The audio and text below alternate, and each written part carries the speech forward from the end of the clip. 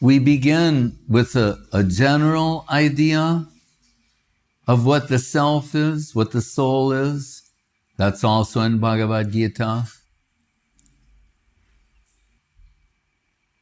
Krishna showing in a hop, skip, and a jump to go from a mundane world into the beginning of the spiritual world.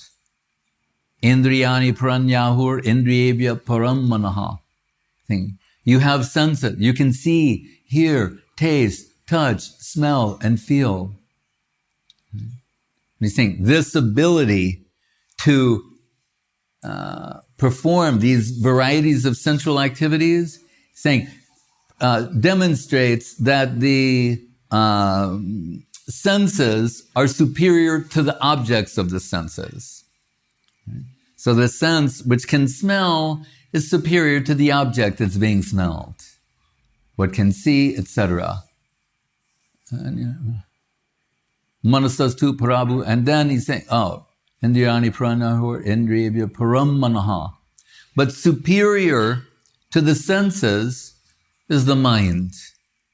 Why? Because it's the mind that endows us with sensual capacity. Like there's the common saying, or that are synonymous. Losing your mind and have you lost your senses? Have you lost your mind? Have you lost your senses? Same thing, because the mind is the seat of sense experience. So, like when we're anesthetized, right, we're not feeling. Right? So when we're put into a state of unconsciousness, we don't mind. I remember once having an operation in the hospital, and they gave me different types of drugs, and the drugs are just starting to take their effect, and they talk to you for a while to see how you're doing. And I was a young devotee at the time, so I thought I have to preach at every opportunity. So I'm preaching to them, and they're wheeling me into the room. Oh yeah, and then it reached the point where I couldn't tell, are they asking me questions, or it's just some people in my mind who are asking me questions, or nobody, am I actually speaking or not? It was getting heavier and heavier and heavier until the next thing I heard was the doctor going, they're all looking over. It's local anesthesia. The doctor going, hammer, chisel. And I'm going, hammer, chisel. And he put that on my head. He's going, but at the time, I have a big smile on my hammer, chisel, hammer away.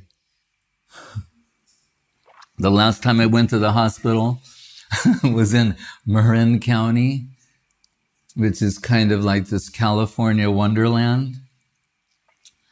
And it's like going to a 4-star hotel, and they treat you very nice. It seems like you're the only person in the hospital. You don't even see other people and they wheeled me into the room, and then they started giving me that anesthesia.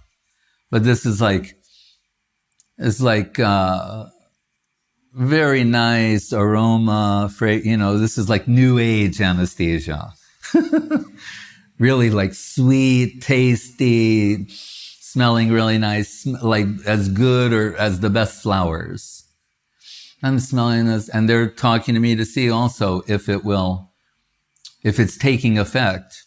And then they also have a poster and on the ceiling, there's this beautiful nature scene. And I made some jokes about it. And I said, I don't feel the anesthesia taking effect. I'm a little worried. And they're saying, oh, okay, just, And then the next thing I noticed, because I made a joke about the poster was gone. And I said, I was just kidding. you can leave the poster, because I made some joke about it. That you can put the poster back. It was only a joke, but it was 4 hours later, and I was in a different room. That's why there was no poster.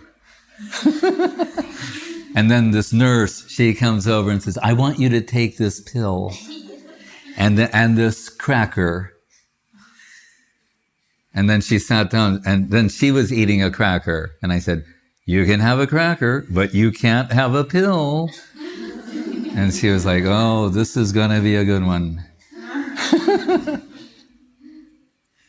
And then there was this machine with, blood pressure, all these different things. And I said, I'd like to see it. And she said, okay. And she turned it around so I could see all the digital readout. And she said, you let me know if something goes wrong.